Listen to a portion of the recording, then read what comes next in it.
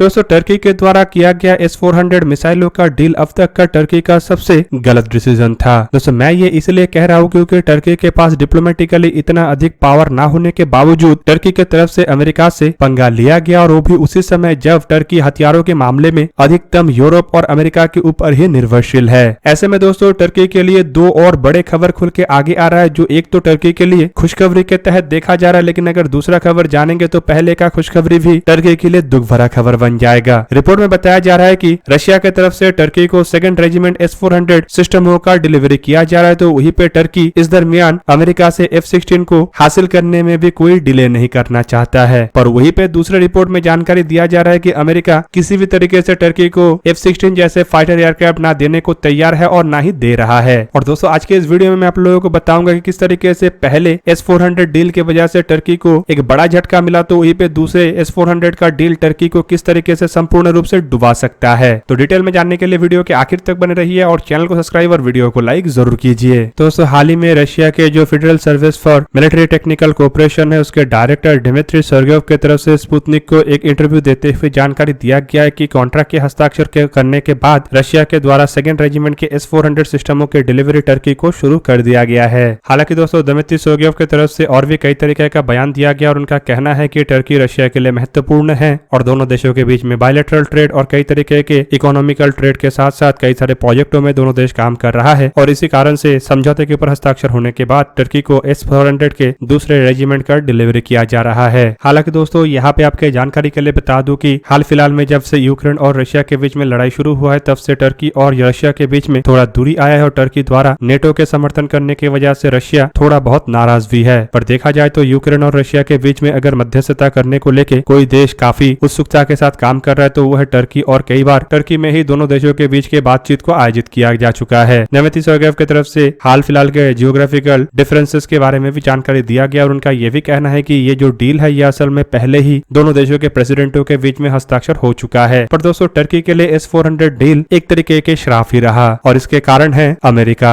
आप सब लोगों को पता ही होगा कि टर्की नेटो का एक एक्टिव मेंबर है, मतलब नॉर्थ अटलांटिक ट्रीटी ऑर्गेनाइजेशन, जिसे कि अमेरिका के द्वारा सोवियत यूनियन को काउंटर करने के लिए कोल्ड वॉर के दरमियान गठन किया गया था, और नेटो के अधिकतर मेंबर वो देश है जो सोवियत यूनियन के कट्टर विरोधी थे या फिर अब रशिया के कट्टर विरोधी है। दूसरी तरफ अगर देखा जाए तो इसमें अमेरिका के एलाई देश सब शामिल है जो ज्यादातर यूरोप से बिलोंग करते हैं। यूरोप के बाहर देखा जाए तो उत्तरी अमेरिकी महाद्वीप में अमेरिका और कनाडा जैसे देश यहाँ पे शामिल है, तो वहीं पे यूरोप के बाहर टर्की भी नेटो का एक मेंबर है। पर दोस्तों यहाँ पे जब नेटो का मेन काम है रशिया को काउंटर करना, और वहीं पे अगर नेटो के एक एक्टिव देश होके टर्की की तरफ से रशिया से ही हथियारों को खरीदा जाता है तो ऑब्वियसली नेटो के अन्य देशों को ये बात चुभेगा और उनके तरफ से भी इसका प्रतिक्रिया दिया जाएगा। टर्की की तरफ से जब S-400 खरीदा गया तो सबसे पहले प्रतिक्रिया तो अमेरिका की तरफ से आया। अमेरिका के द्वारा कई बार टर्की को इस चीज को अपनाने से मना किया गया, लेकिन टर्की जब ना माना तो सबसे पहला कदम अमेरिका की तरफ से उठाते हुए F-35 एयरक्राफ्टों के डील को रद्द कर दिया गया, और टर्की को जो F-35 एयरक्राफ्टों का डिलीवरी किया जाना था उसे तुरंत ही रोकते हुए टर्की के ट्रेनिंग लेते हुए पायलटों को भी अमेरिका से बाहर निकाल दिया गया। उसके बाद टर्की के ऊपर अमेरिका के द्वारा काटसा के सैंक्शन लगाया गया, और टर्की के डिफेंस इंडस्ट्री के कई सारे वरिष्ठ अधिकारियों के ऊपर भी प्रतिबंध लगाया गया। हालांकि खाली दोस्तों इतना नहीं, बल्कि इसके बाद कई सारे नेटो देशों के साथ टर्की के चलने वाले डिफेंस डीलों को भी एक तरीके से रद्द कर दिया गया, और दूसरी तरफ टर्की कुछ वेस्टर्न देशों के इक्विपमेंटों का इस्तेमाल करके हथियारों का एक्सपोर्ट करना चाहता था, उसे भी अमेरिका के इन्फ्लुएंस के कारण एक तरीके से बंद कर दिया गया। हालांकि दोस्तों S-400 डील के बाद टर्की को खाली इतना ही नुकसान झेलना नहीं पड़ा, बल्कि कई सारे अन्य देश भी टर्की के ऊपर नाराज हुआ, और ऊपर से टर्की के खुद के जो कई सारे प्रोजेक्ट था वो भी डिले हो गया। और दूसरे बार जब S-400 टर्की के द्वारा फिर से हासिल किया जा रहा है तो फिर टर्की के लिए इसी तरीके का सिचुएशन बनते जा रहा है। रिपोर्ट में बताया जा रहा है कि टर्की अमेरिका से F-16 एयरक्राफ्ट चाहता था। हालांकि अमेरिका की तरफ से कभी भी F-16 एयरक्राफ्ट टर्की को फिर से दिया जाएगा बोल के ऐसा कोई खुलासा नहीं किया गया, लेकिन टर्की की तरफ से बार बार दावा ये किया गया कि अमेरिका टर्की को F-16 एयरक्राफ्ट देने के लिए तैयार है, और बेसिकली F-35 प्रोजेक्ट के अंतर्गत टर्की के द्वारा जो पैसा इन्वेस्ट किया गया था उसके ही एवज में अमेरिका के द्वारा टर्की को F-16 एयरक्राफ्ट दिया जा रहा है। और दोस्तों जब S-400 के 2nd रेजिमेंट को लेकर बात चल रहा था तभी टर्की की तरफ से यह भी जिक्र किया गया कि टर्की जिस तरीके से S-400 को हासिल कर रहा है उसी तरीके से अमेरिका से F-16 को भी हासिल करेगा, और इसमें भी कोई डिले नहीं चाहता है। पर फिर से एक बार अमेरिका की तरफ से साफ कर दिया गया है कि अमेरिका ना टर्की को F-16 एयरक्राफ्ट देने के लिए कोई इंटरेस्ट रखता है और ना ही F-16 एयरक्राफ्ट दे रहा है। हाल ही में दोस्तों F-16 एयरक्राफ्टों को लेकर टर्की के न्यूज़पेपर की तरफ से बड़ा खुलासा करते हुए जानकारी दिया गया है कि जो अमेरिकी कांग्रेस के कारण अमेरिका के द्वारा F-16 एयरक्राफ्टों के डिलीवरी में डिले किया जा रहा है उससे टर्की की तरफ से फिलहाल अपोज किया जा रहा है। मतलब टर्की नहीं चाहता है कि अमेरिका इस तरीके का कोई डिले करे। रिपोर्ट में बताया जा रहा है कि नए डील के अंतर्गत टर्की अमेरिका से करीबन 40 F-16 एयरक्राफ्ट को हासिल करना चाहता है, जबकि इस डील के अंतर्गत ही टर्की के बेड़े के करीबन 80 F-16 एयरक्राफ्ट को मॉडर्नाइज किया जाना है। टर्किश मीडिया के रिपोर्ट के मुताबिक अमेरिकी प्रेसिडेंट जो बिडेन की तरफ से जल्द ही इसे लेके कांग्रेस के अप्रूवल ले लिया जाएगा और जल्द ही टर्की को F-16 एयरक्राफ्ट की डिलीवरी भी शुरू किया जाएगा।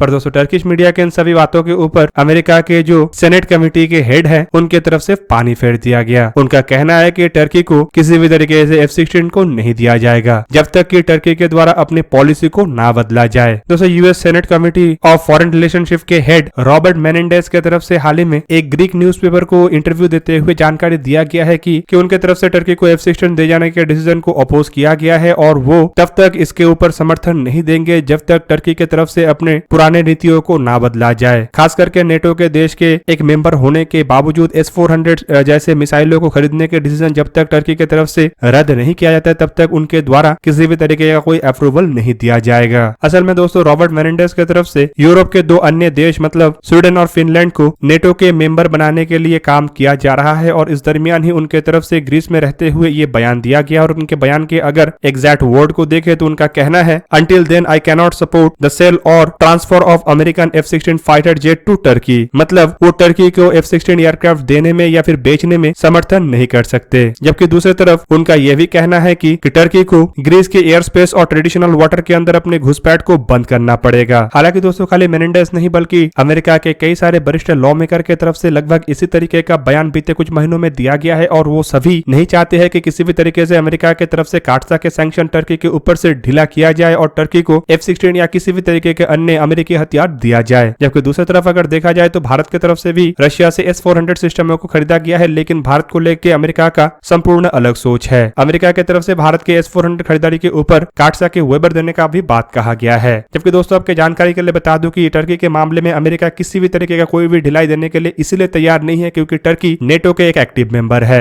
जबकि दूसरी तरफ भारत को ढिलाई इसलिए दिया जा रहा है क्योंकि अमेरिका को ये पता है कि भारत लंबे समय से रशियन हथियारों के ऊपर डिपेंडेंट है और दूसरी तरफ भारत को अगर प्रेशराइज किया जाता है तो इससे भारत को कोई फर्क नहीं पड़ेगा क्योंकि भारत के सामने कई सारे अन्य विकल्प है जैसे कि यूरोप के देश खास करके फ्रांस और रशिया। हालांकि रशिया से अमेरिका अब भारत को दूर करना चाहता है और इसी प्रयास में ही अमेरिका काम कर रहा है। ऐसे में अगर भारत के ऊपर काटसा जैसे सैंक्शन को अमेरिका के द्वारा लगाया जाएगा तो ये सिंपली भारत को रशिया के और नजदीक लाएगा। जबकि दोस्तों अगर भारत रशिया के नजदीक नहीं भी जाता है तब भी भारत के जरूरतों को पूरा करने के लिए कई सारे देश है जैसे कि ब्रिटेन, फ्रांस और ये सभी देश एटलीस्ट भारत के मामले में अमेरिका के प्रेशर को नहीं झेलता है। जबकि दूसरी तरफ भारत अपने खुद के हथियारों के निर्माण भी कर रहा है और काफी हद तक अपने आप को आत्मनिर्भर बना चुका है। ऐसे में अगर अमेरिका के द्वारा भारत के ऊपर काटसा के प्रतिबंध लगाया जाता है तब भी भारत को ज्यादा फर्क नहीं पड़ेगा। दूसरी तरफ भारत और अमेरिका के बीच में डिफेंस रिलेशनशिप को लेकर इतना मजबूती से पिछले कई दशकों से काम नहीं किया गया है। हालांकि हाल ही के कुछ दशकों में ये काम बढ़ा है और देखा जाए तो भारत अमेरिका के हथियारों के ऊपर ज्यादा डिपेंडेंट है नहीं और अमेरिका के काटसा के सैंक्शन के कारण भारत के बेड़े के कुछ ही हथियारों को नुकसान पहुंचेगा और ज्यादा हथियारों को ऐसा कोई नुकसान पहुंचेगा नहीं। पर अगर काटसा का सैंक्शन भारत के ऊपर लगता है तो अमेरिका को सबसे बड़ा झटका अपने इंडो पैसिफिक अलायंस और क्वाड में लग सकता है क्योंकि यहाँ पे चाइना को काउंटर करने के लिए अमेरिका की तरफ से भारत के ऊपर रिलाई किया जाता है और ऐसे में भारत अगर यहाँ से हट जाएगा तो अमेरिका क्वाड या इंडो पैसिफिक अलायंस को टिका के नहीं रख पाएगा। जबकि दोस्तों अमेरिका के वरिष्ठ अधिकारियों का यह भी बयान है कि भारत को इस तरीके की छूट इसलिए दे जाना चाहिए क्योंकि भारत इस तरीके के हथियार मतलब S-400 जैसे हथियारों से अपने आप को मजबूत करे ताकि चाइना के खिलाफ अपने आप को और मजबूत बना सके। जबकि टर्की के मामले में यह संपूर्ण अलग इसीलिए है क्योंकि टर्की के पास S-400 होना मतलब यूरोप के देशों के लिए यही खतरा और टर्की के पास S-400 के साथ साथ अगर अमेरिकी एडवांस रेंज हथियार हुआ तो ये खतरा यूरोप के लिए और बढ़ जाएगा, साथ ही साथ अमेरिका के लिए भी बढ़ जाएगा क्योंकि अमेरिका का मानना यह है कि S-400 इस तरीके के हथियार मतलब अमेरिकी हथियारों के जानकारी को हासिल कर सकता है और ये जानकारी रशिया के पास पहुंच सकता है। ऐसे में दोस्तों पहले बैच के S-400 डिलीवरी के साथ साथ जहां पे टर्की को F-35 से हाथ धोना पड़ा था तो वहीं पे दूसरे बैच के S-400 डिलीवरी के साथ साथ अब टर्की को F-16 से भी हाथ धोना पड़ रहा है और ऊपर से अगर देखा जाए तो टर्की के बेड़े में ऐसे कोई बड़े हथियार नहीं है जो उसके हवाई सुरक्षा कर सके। मतलब F-16 एयरक्राफ्ट अगर टर्की के हाथ से निकल जाता है और पुराने एयरक्राफ्ट को अपग्रेड नहीं कर पाता है तो ऐसे में टर्की के जो एयरफोर्स है वो लगभग नाकाम बन जाएगा। तो दोस्तों ये था आज का वीडियो। अगर आपको वीडियो अच्छा लगा तो लाइक कीजिए और मेरे चैनल को सब्सक्राइब कीजिए और साथ में बना हुआ बेल आइकन को भी प्रेस कर दीजिए ताकि आप मेरा वीडियो देख पाए सबसे पहले। जय हिंद।